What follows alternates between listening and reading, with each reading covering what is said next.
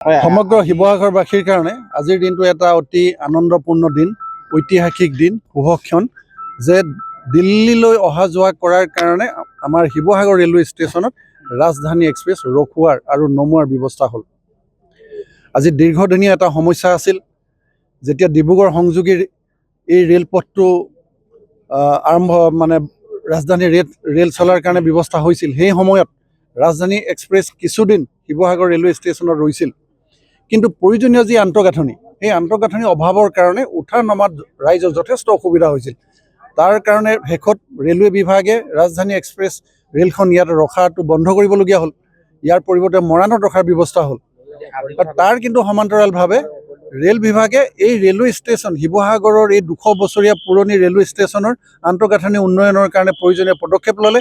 আজি আন্তঃগাঁথনি প্ৰায় সম্পূৰ্ণ হৈছে আৰু তাৰ ফলশ্ৰুতিত আজি ৰাজধানী এক্সপ্ৰেছখন আমাৰ শিৱসাগৰ ৰেলৱে ষ্টেচনত শুভ উদ্বোধন হ'ব। যোৱা 4 ফেব্ৰুৱাৰী তাৰিখে অসমৰ মাননীয় মুখ্যমন্ত্ৰী ডক্টৰ হিমন্ত বিশ্ব শৰ্মা ডাঙৰীয়া শিৱসাগৰ জিলালৈ আহিছিল এটা চৰকাৰী কাৰ্যসূচী লৈ।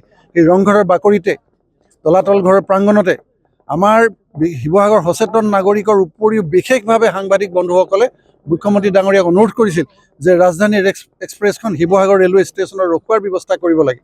আৰু তদানুৰূপ মুখ্যমন্ত্ৰী ডাঙৰীয়াই তেখেতৰ কাষতে থকা শিৱসাগৰ জিলাৰ অভিভাৱক মন্ত্ৰী ডক্টৰ ৰণোজ পেগু ডাঙৰীয়াক বিষয়টো গুৰুত্ব সহকাৰে ল'বলৈ লগে লগে কৈছিল। আমিও কাষতে সেই সময়ত আছিলোঁ আৰু যোৱা 4 তাৰিখে মুখ্যমন্ত্ৰী ডাঙৰীয়াক সাংবাদিক বন্ধুসকলে অনুৰোধ কৰিছিল। আজি 12 তাৰিখ, মাত্ৰ 8 দিনৰ ভিতৰত এই যি অনুৰোধ তাক মুখ্যমন্ত্ৰী ডাঙৰীয়াই ৰাখিলে। গতিকে সমগ্ৰ শিৱসাগৰবাসী ৰাইজৰ হৈ মাননীয় মুখ্যমন্ত্ৰী ডাঙৰীয়াক আমি কৃতজ্ঞতা আৰু ধন্যবাদ জনাইছোঁ। আৰু মই ভাৰতীয় জনতা পাৰ্টীৰ ফালৰ পৰা বিশেষভাৱে ধন্যবাদ জনাম আমাৰ শিৱসাগৰ জিলাৰ সাংবাদিক বন্ধুসকলক। তেখেতলোকে যি সুন্দৰ এটা প্ৰস্তাৱ মুখ্যমন্ত্ৰীৰ আগত দাঙি ধৰিলে, ই সঁচাকৈ শিৱসাগৰবাসী আগন্তুক দিনত যিকোনো খবৰৰ বাবে যোগাযোগ কৰক আমাৰ এই নম্বৰত 9181 307 2221।